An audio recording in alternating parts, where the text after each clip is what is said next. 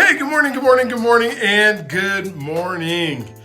And of course, we are, first I just want to welcome you back to the Family Reset Data Steps to Strength, Unity. And today we're going to talk about something that can instantly bring joy and connection to your home, and that is laughter.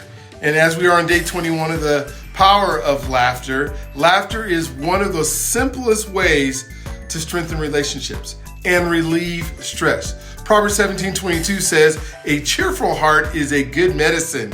Hey, when families laugh together, they bond on a deeper level, creating memories that last a lifetime. Laughter can turn a stressful moment into a joyful one and remind us not to take life so seriously. So today I challenge you to bring laughter into your home. Hey, share a funny story, watch a comedy together, or play a game that gets everyone laughing. You know how to do it. So let joy be a daily practice in your family.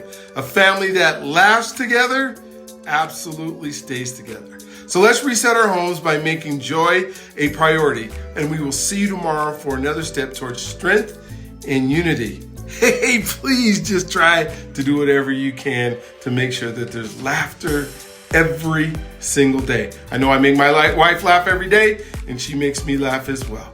We'll talk to you tomorrow.